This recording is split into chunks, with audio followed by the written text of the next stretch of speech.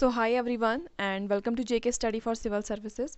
तो आज का जो हमारा टॉपिक है वो है करंट अफेयर्स पे। तो इसमें हम जम्मू कश्मीर के current affairs, national current affairs के बारे में पढ़ेंगे। तो स्टार्ट करते हैं अपना लेक्चर। तो सबसे पहले हम देखते हैं जनवरी 2020 के करंट अफेयर्स। तो जम्मू कश्मीर में सबसे इम्पॉर्टेंट चीज़ जो बनने जा रही है वो है चिनाब रेलवे ब्रिज। तो इसमें से डेफिनेटली क्वेश्चन आ सकता है।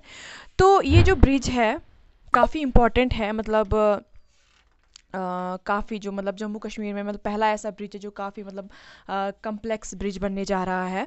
तो इसमें आपको ये याद रखना है कि इसकी लेंथ कितनी है। इसकी लेंथ है 1.315 किलोमीटर।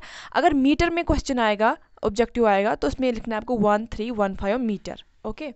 नंबर सेकंड आपको याद रखना है कि ये किस हाइट पे है। जो चिनाब रिवर है वहाँ से कितनी हाइट पे है ये है 359 मीटर इसकी हाइट है। तो ये भी आपको याद रखना है।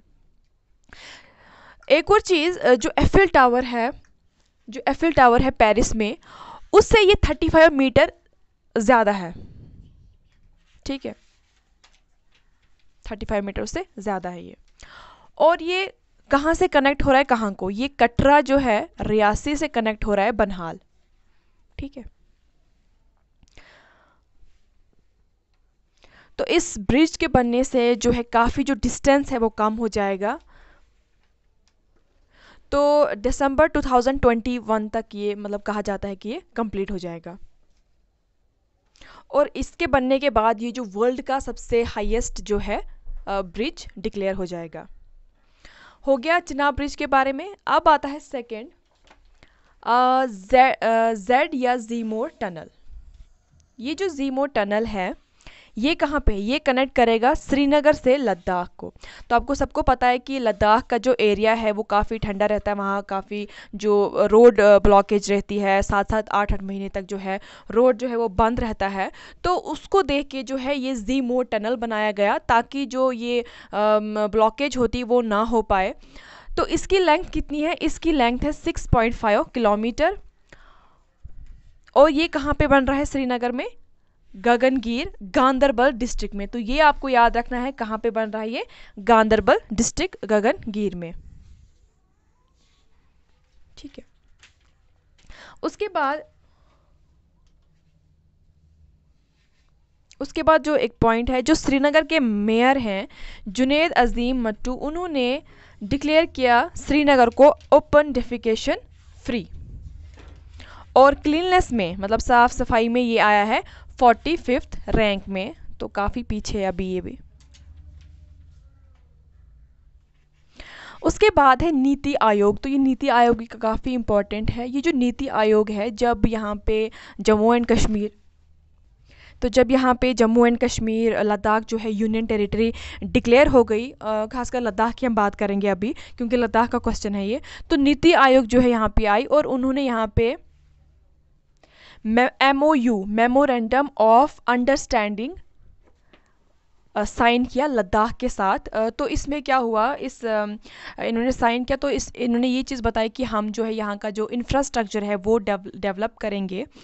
और ये किसके भी साइन हुआ? लेफ्टिनेंट जो गवर्नर है उमंग नरूला। तो यहाँ पे आपको एक और चीज़ ये भी याद रखनी है क्योंकि अब यूनियन टेरिटरी डिक्लेयर हो गई तो उसी के साथ यहाँ पे लेफ्टिनेंट गवर्नर भी आ गए। तो ये याद रखना है, मतलब पहला जो लेफ्टिनेंट गवर्नर है वो कौन है?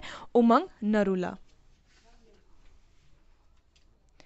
तो इन्होंने क्या बात की, जो फोकस था वो था कि डेवलपमेंट ऑफ इंफ्रास्ट्रक्चर। यहाँ का मतलब इंफ्रास्ट्रक्चर में आता है जैसे हेल्थ आता है, क्लीननेस आता है, ये सब चीज़ें आती हैं इंफ्रास्ट्रक्चर में। उसके बाद आता है अब हम नेशनल जो करंट अफेयर्स हैं उनके बारे में बात करेंगे। इंडिया का फर्स्ट चीफ ऑफ डिफेंस जो है स्टाफ वो कौन बने? जनरल बिपिन रावत। तो ये नया ही एक बना है, CDS को बोलते हैं। इसमें क्या होता है, जो ये तीनों हैं जैसे नेवी हुई, आर्मी हुई, ठीक है, एयरफोर्स हुई, इन तीनों को मिलाकर एक किस्म का मतलब इनकी एनकरेजमेंट के लिए, इनकी एक डायरेक्शन के लिए बनाया गया है CDS। तो ये कौन बने पहले? जनरल बिपिन रावत।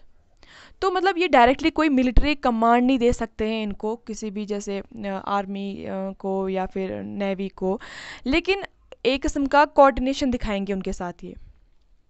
ठीक है, तो आपको ये याद रखना है कि इंडिया का first chief of defence staff कौन है, जनरल बिपिन रावत।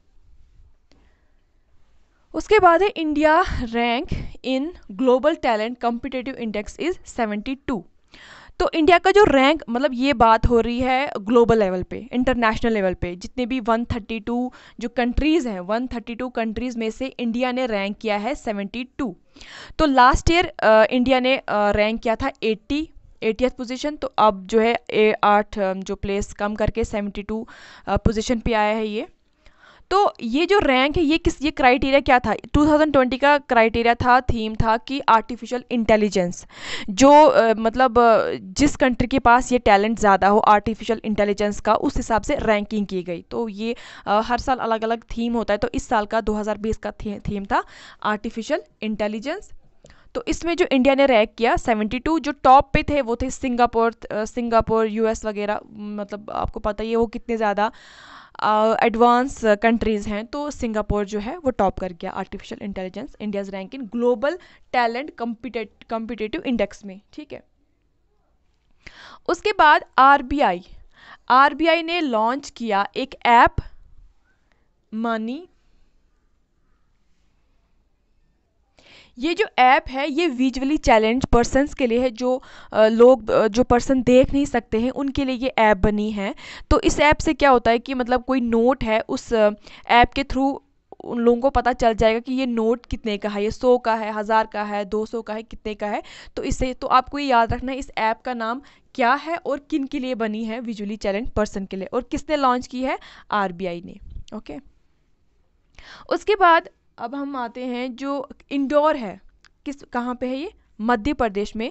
इसको डिक्लेयर किया गया क्लीनेस्ट इन इंडिया।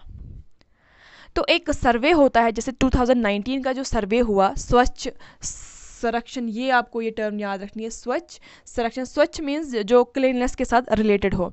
तो 2019 में ये सर्वे किया गया और उस सर्वे के हिसाब से जो सबसे क्लीनेस्ट जो ये सिटी आई वो है इंदौर, जो कि MP में है।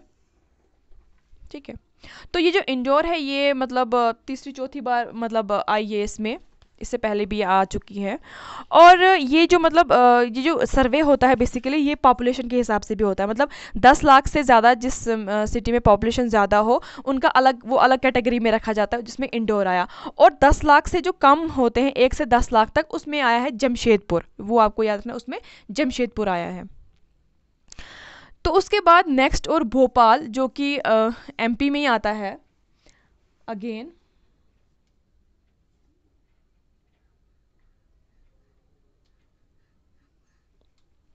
भोपाल जो MP में अगेन जो है, इन्होंने एक स्टार्ट किया हुआ है E-वेस्ट क्लीनिंग। अब ये E-वेस्ट क्या होता है, जितने भी हमारे इलेक्ट्रॉनिक्स होते हैं, जैसे ख़राब मोबाइल्स हो गई, जितनी भी इलेक्ट्रॉनिक्स चीज़ें हो गई, वॉशिंग मशीन हो गया, लैपटॉप हो गया, वो जब ख़राब हो जाते हैं तो हम उसको ऐसे ही फेंक देते हैं, which is harmful for us and for our environment. तो इन्होंने क्या सेटअप किया, क्लिनिक सेटअप किया जहाँ पे ये E-वेस्ट जो है वो कलेक्ट करेंगे। तो इन्होंने एक और इनिशिएटिव ये उठाया है कि डोर टू डोर ये जाएंगे लोगों के पास और वहाँ से E-वेस्ट कलेक्ट करेंगे, या फिर जो लोग हैं वो इनके क्लिनिक जाके वो E-वेस्ट जो है वहाँ पे कर सकते हैं, दे सकते हैं। तो अगेन ये मध्य प्रदेश, इसका मतलब मध्य प्रदेश जो है काफ़ी इनिशिएटिव ले रही है साफ़ सफाई को लेके, तो काफ़ी अच्छी बात है, बाकी स्टेट्स को भी ऐसा करना चाहिए। तो ये MP भोपाल फर्स्ट E-वेस्ट क्लिनिक कहाँ पे हुआ था, भोपाल में। उसके बाद आता है एक और स्टेट है राजस्थान। तो राजस्थान में भी काफ़ी अच्छा एक इनिशिएटिव लिया है, to observe no vehicle day on 1st of every month। मतलब महीने की पहली जो डेट होती है, पहली तारीख को कोई भी व्हीकल नहीं चलेंगे, कोई भी गाड़ियाँ नहीं चलेंगी। तो बेसिकली इनका यही मोटो है कि पोल्यूशन कम हो जाए। ठीक है, एनवायरनमेंट फ्रेंडली ये स्टेप उठा रहे हैं, तो राजस्थान ने ये स्टेप उठाया है, तो ये भी काफ़ी बहुत अच्छी बात है। उसके बाद कोलकाता पोर्ट, जो कोलकाता पोर्ट है उसको रिनेम किया गया श्यामा प्रसाद मुखर्जी पोर्ट। तो प्राइम मिनिस्टर PM मोदी ने ये जो नाम है, काफ़ी ज़्यादा नाम पहले भी चेंज हो चुके हैं, तो 2020 में जो फर्स्ट जो जनवरी में जो नाम चेंज हुए हैं वो हुआ है श्यामा प्रसाद मुखर्जी पोर्ट। जो ये श्यामा प्रसाद मुखर्जी थे, ये मतलब काफ़ी ये पॉलिटिशियन थे और सॉरी पॉलिटिशियन थे, और जवाहरलाल नेहरू के कैबिनेट में ये थे, उसमें भी काम किया इन्होंने। तो अब कोलकाता पोर्ट को नाम रखा गया श्यामा प्रसाद मुखर्जी पोर्ट, तो ये आपको याद रखना है। तो एक और चीज़ आर्टिकल 19 में के बारे में क्या है, तो आजकल हम देखते हैं कि इंटरनेट काफ़ी कुछ सालों से काफ़ी जो है बहुत ज़्यादा प्रेवलेंट हो गया है। बहुत सारा जो बिज़नेस स्टार्ट हो गया है इंटरनेट के थ्रू। लोग स्पीच करते हैं ज़्यादातर यूट्यूब पे, इंस्टा पे, एफबी पे, मतलब तो बिज़नेस होता है, दूसरा ये होता है। तो ये चीज़ जब कॉन्स्टिट्यूशन बना था, ये चीज़ उस टाइम इंटरनेट नहीं थी, तो उसका कोई भी कंसेप्ट नहीं था। अब ये जो चीज़ इतनी प्रेवलेंट हो गई, तो अब जो है आर्टिकल 19 जो है इनको फ्रीडम देता है, आप protect the freedom of speech and right to business internet पे, ठीक है। इंटरनेट पे जो भी हम फ्रीडम ऑफ स्पीच करेंगे या फिर राइट टू बिजनेस, जो बिजनेस करते हैं मतलब बहुत सारे लोग, तो उनको वो प्रोटेक्ट करेगा आर्टिकल 19, ठीक है।